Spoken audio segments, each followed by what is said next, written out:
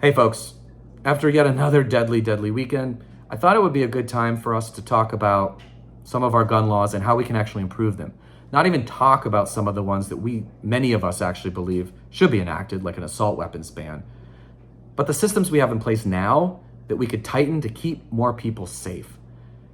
And today I want to talk about specifically the background check system that we've got in the United States. We do not have a universal background check system.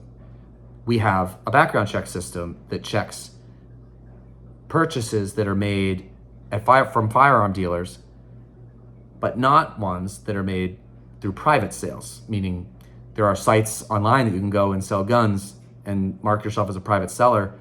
Someone can do a search based on private sales, connect with that person, meet with them in a parking lot, exchange cash, and be on their way.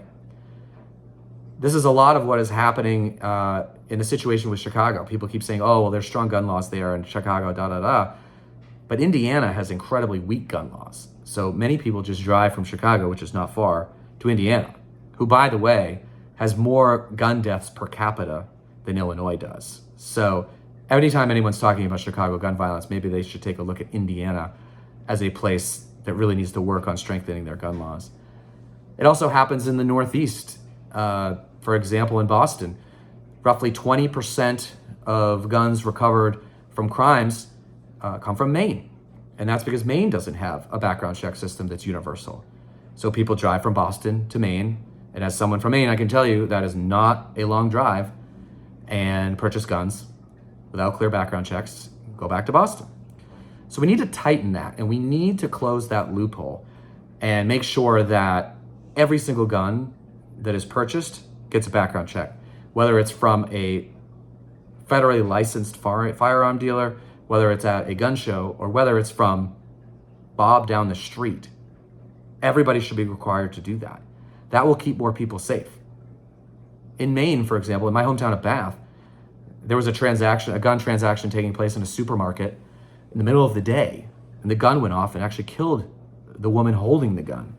It turned out that sale never should have gone through because one of the people involved was prohibited from owning a firearm. And just imagine all the people that are around her too, people with their shopping carts and people with their kids, like having to witness something like that. Shouldn't have happened because we should have had a stronger background check system. The other part is something called the Charleston loophole, which is a loophole which says that if you are trying to purchase a gun and your background check has flagged something that needs further investigation, the FBI has 3 days to push that through. If they don't, the person gets the gun. And that's how the white supremacist in Charleston was able to get a gun. He was prohibited from purchasing, but there were some issues with the data. There were some mistakes made, and they didn't finish in time.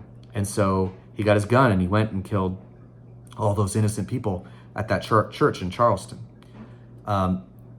There was a report from the New York Times last year that said that roughly 5,000 to 6,500 guns per year are confiscated back because those background checks that weren't completed actually flagged something serious, and those people should not have had that.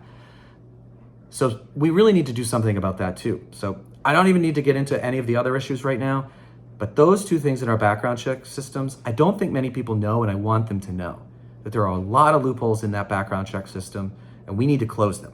90% of Americans want universal background checks, and if we were able to get Congress to pass that, we will save lives the day that bill is signed into law. So thank you for listening to this. If you like these videos, please drop me a comment below.